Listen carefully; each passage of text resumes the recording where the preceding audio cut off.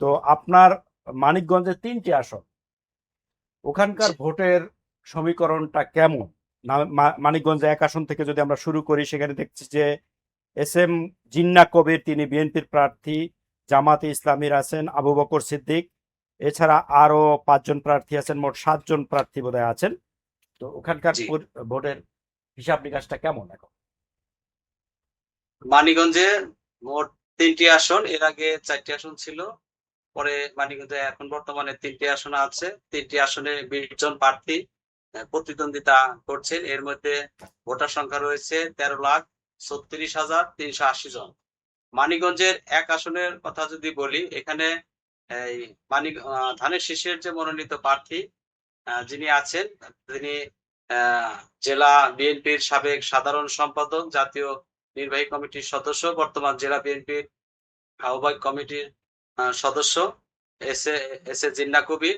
উনি ধানের শীষ প্রতীক নিয়ে নির্বাচনে প্রতিদ্বন্দ্বিতা করছেন।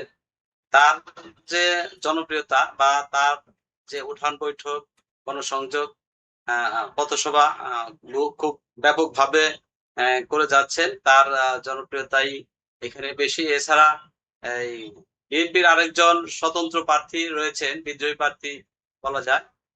তিনি জেলা বিএনপির সাবেক যুগ্ম সাধারণ সম্পাদক ছিলেন, আবার জেলা কৃষক দলের সাবেক সভাপতি ছিলেন।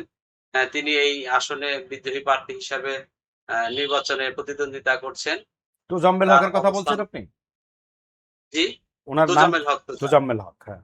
তোজাম্মেল হক তোজা, ওনাকে এই বহিষ্কারও করা হয়েছে দলের কেন্দ্রীয় বিএনপি থেকে। হুম। আরেকজন যিনি আছে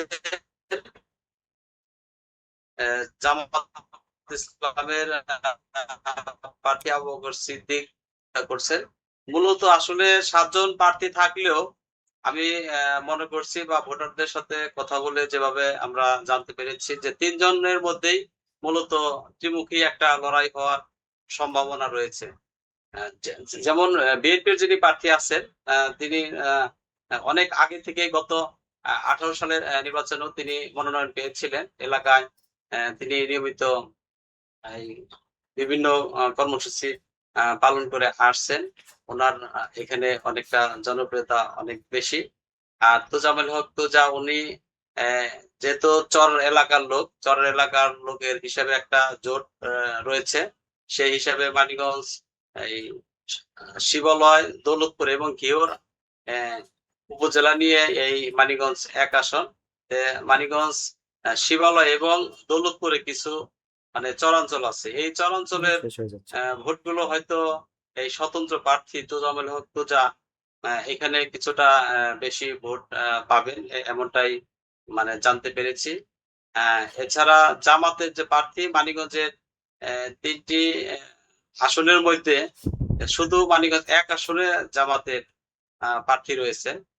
এ কারণে জামাতের অন্য যে 2 আসনের যে জামাতের যে নেতা কর্মীরা, তাদেরকে দেখা গেছে যে এখানে তারা ওই 1 আসনের দিকেই তারা নজর দিচ্ছেন এবং ওই 1 আসনের যে জামাতের যে প্রার্থী রয়েছেন তাকে, তার সাথে বিভিন্ন গণসংযোগ এবং নির্বাচনী প্রচার প্রচারণা কার্যক্রমে যাচ্ছেন। মূলত আসলে মনে করছি যে এই 7 জন প্রার্থীর মধ্যে এই বিএনপি এবং বিএনপির যে বিদ্রোহী প্রার্থী তোজামেল হক তোজা এবং জামাতের যে প্রার্থী আবু বকর ত্রিমুখী সিদ্দিক, এই প্রতিদ্বন্দ্বিতা হতে পারে। ত্রিমুখী লড়াইয়ের একটা সম্ভাবনা রয়েছে। আচ্ছা, এবার যদি আমরা মানিকগঞ্জ 2-এ যাই, সেখানে বিএনপির প্রার্থী হচ্ছে মইনুল ইসলাম খান, এবং এখানে জামাতের প্রার্থী নাই, আছে খেলাফত মজলিসের সালাউদ্দিন সাহেব, এবং ইসলামী আন্দোলনেরও মোহাম্মদ আলী আছেন, জাতীয় পার্টিরও আব্দুল মান্নান আছেন।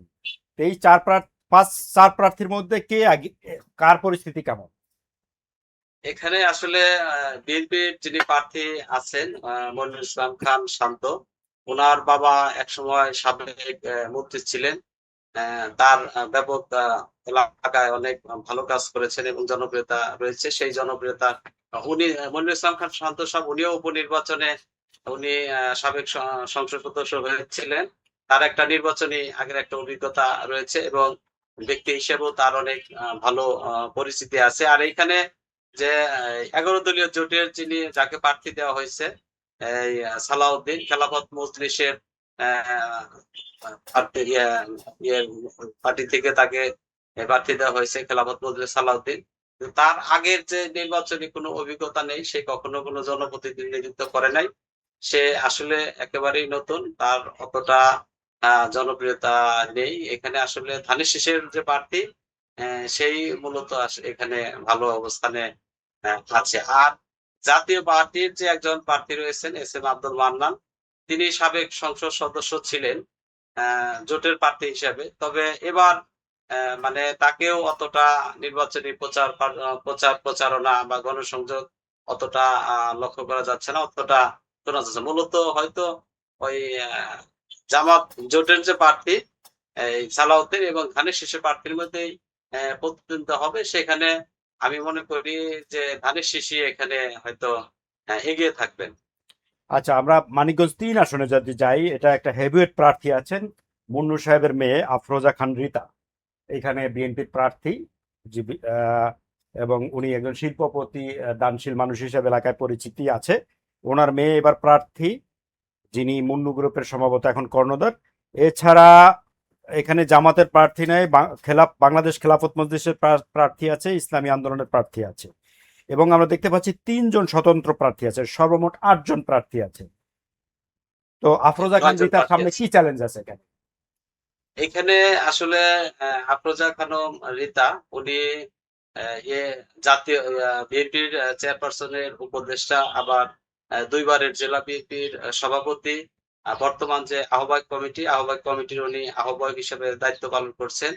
উনি এর আগে মনোনয়ন পেয়েছিলেন। মনোনয়ন পাওয়ার পরে এই একটা মামলার কারণে তিনি নির্বাচন করতে পারেননি। তার বাবা যে হারুন রশিদ খান মুন্নু, উনি 3বার এমপি ছিলেন, মন্ত্রী ছিলেন। তার এলাকায় বিশাল জনপ্রিয়তা রয়েছে।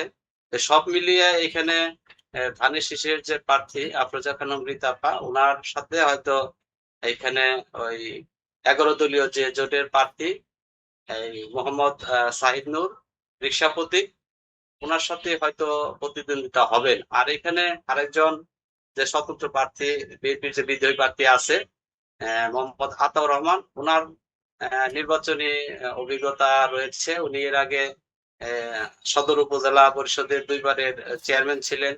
এর আগেও সে সংসদ নির্বাচনে বিএনপির বিদ্রোহী প্রার্থী হিসেবে নির্বাচন করেছেন।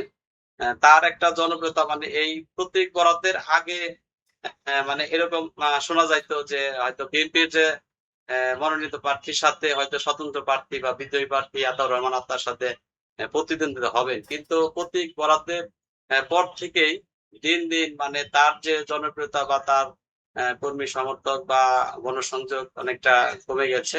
আর জোরে সোরে ভাবে এই জেলা বিএনপির যে সভাপতি বা ধানের শীষ প্রতীকের প্রার্থী, তার ব্যাপক মানে দিন দিন মানে তার জনপ্রিয়তার কথা বেশি শোনা যাচ্ছে। এখানে তারপরে যেহেতু উনি একজন নারী প্রার্থী, সেই হিসাবে নারীদের ভোটও হয়তো বেশি পাবে এবং নারীদের মধ্যে মানে বেশি আগ্রহ দেখা যাচ্ছে আর কি। সব মিলিয়ে এই আসনে মানে এই হয়তো আফরোজা খান রিতা ধানের শীষ প্রতীকের প্রার্থী, উনি এগিয়ে রয়েছেন। আর আরেকটা কথা হলো, মানিকগঞ্জ বরাবরই কিন্তু বিএনপির ঘাঁটি হিসেবে পরিচিত। এক সময় এই মানিকগঞ্জের 4টি আসন ছিল, 4টি আসনে কিন্তু ধানের শীষ বা বিএনপি জয়লাভ করেছে। আওয়ামী লীগ আসার পরে ওইভাবে নির্বাচন হয়নি, ওইভাবে নির্বাচন অংশগ্রহণ করতে পারেনি, আসতে পারেনি। তবে এবার যে মানিকগঞ্জের 3টি আসনেই কিন্তু যে পুরনো যে মানিকগঞ্জের যে বিএনপির ঘাঁটি, সেই ঘাঁটি উদ্ধারে বা ওরকম আমরা দেখতে পাচ্ছি হয়তো আগামী নির্বাচনে মানে 3টি আসনেই ধানের শীষের যে প্রার্থী তারা হয়তো জয়ী হবেন, এমনটা মানে বোঝা যাচ্ছে।